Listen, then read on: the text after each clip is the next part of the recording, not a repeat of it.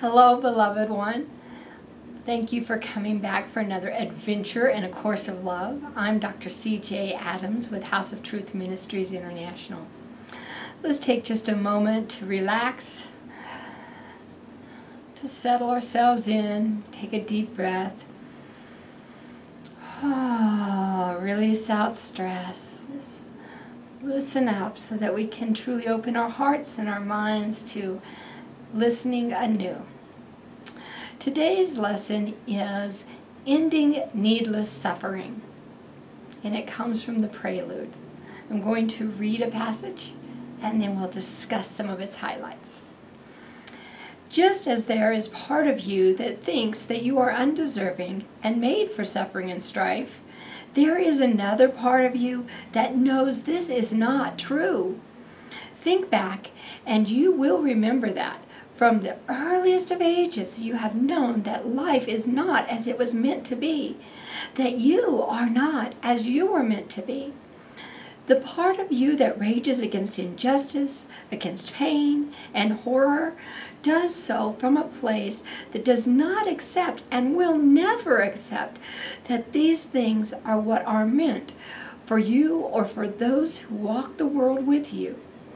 And yet your history, in which you so believe, will tell you that the world has always been thus and that there is no escape from it. In such a world, the question should not be why do so many take their lives, but why do so few? There are many forms of pain and horror, from physical illness to torture to loss of love, and in between these many frightful occurrences is the equally distressing life of the purposeless, where hours pass endlessly in toil that is the cost of your survival here. Even those who have studied much and learned the lessons of this course well leave their learning and their teachings, sit idly by while they earn their living until the dust that has collected upon it obscures it from their sight. This is the cost of turning back when heaven could have been reached. The cost in continuing to believe in the laws of the world that govern the survival of the body. This is the way of those who know this is not the way it is meant to be, and then doubt their knowing. This is the way it has always been, they cry. They lament that they see but one real world, while heaven awaits just beyond their willingness to proceed. You are the creation like unto your Father, and the family of man is like unto the family of God. Just as children grow in your real world and leave their family, separate from their family to begin their own lives, so have you done as part of God's family. In the human family, the separateness and independence that comes with age are seen as the way that things should be, and yet a return to the family of origin is always seen as natural. Children go away for a time, eager to assert their independence, only later to return.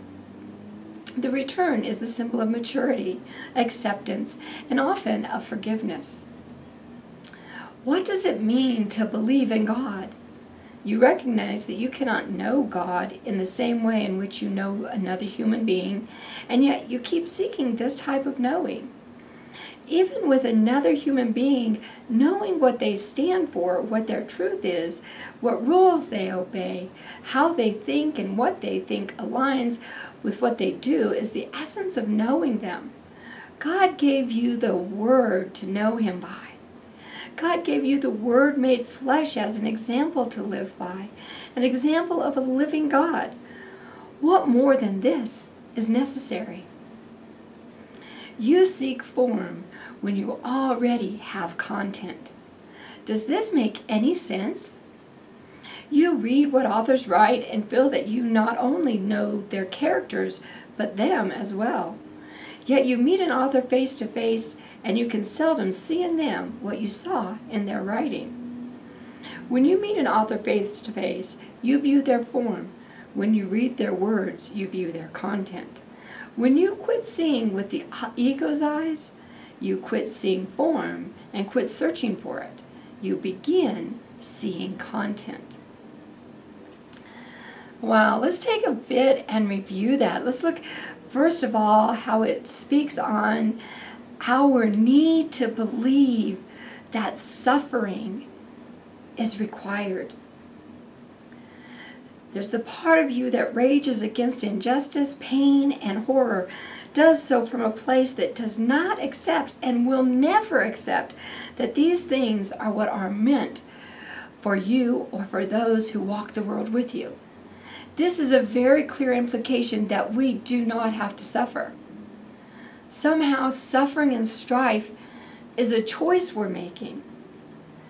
If we go deeper, it talks about the varying types of pain we have. We have psychological pain, we have spiritual pain, we have emotional pain, we have physical pain. All these types of pain, according to this passage, are directly linked to our inability to choose something different. We are looking for form. We are looking for God in a specific form. We are looking for love in a specific form. It is our attachment to form that is creating our struggle and strife.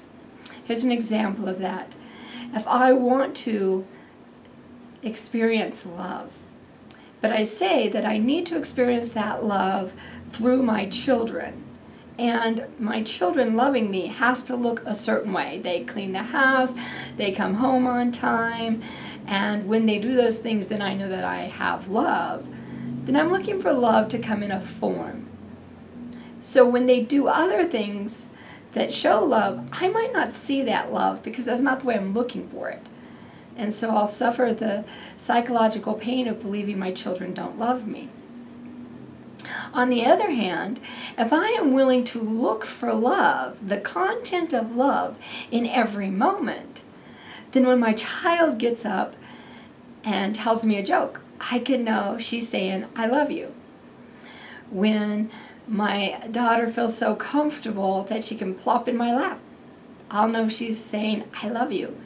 And when she feels comfortable enough to be grumpy, I will know she's saying, I love you. Because all those things say she feels safe. It definitely is our choice to look for content or to look for form. It says that we have all these laments because what we think we see as the real world, right? All this form is really our way of not proceeding forward to heaven. Heaven is beyond the forms we've attached to. God is beyond the forms we've attached to. How do you expect God to show up? Do you have an image of God? Is God a goddess, a god, a he, a she, a form of a creature? Does God show up in judgment? Does God show up like Santa Claus? How do you anticipate experiencing God? When we can open to receiving God, another word for God is love, allness, when we can open to receiving it in any form it wants to come, we can experience the deepest pleasures, even in times that to the world may appear to be the lowest of times in our lives. I know, I've been there so many times where the form of my life may appear to be filled with pain and strife and need, and yet inexplicably joy and love and peace and the glory of God found me right there in that moment and carried me through. You do not need to struggle. You do not need to strive. Pain is not necessary. It's what we've become accustomed to. But are you ready for something new? Remember, you do not need to believe a word I've said or anything I've read from A Course of Love here. Each of us has our independent path toward discovering our higher selves and our purpose here on the planet. Thank you for taking another minute to review a snapshot of Course of Love. If you'd like more information about A Course of Love, please do visit us at acourseoflove.com or find our love group on Facebook at A Course of Love USA. To make a donation or find out about me and House of Truth Ministries, please visit my website, CeeJayAdams.com, CeeJayAdams.com. I am a full-time minister and a transpersonal counselor. Please reach out at any time if I can assist you in your journey. I do visioneering sessions, which are specific moments in time, laser sessions that bring in spiritual wisdom, counseling, and metaphysical thought to help address very specific issues or goals towards your future. And do please come back and enjoy another adventure in a course of love. Dear one, remember that you are magnificent. Remember that you are love. There is nothing that you can do, no way you can be, nothing you can think that erases the truth that you are love incarnate. You are magnificent, you are complete, you are accomplished. Celebrate you. Until we connect again, much love and many blessings.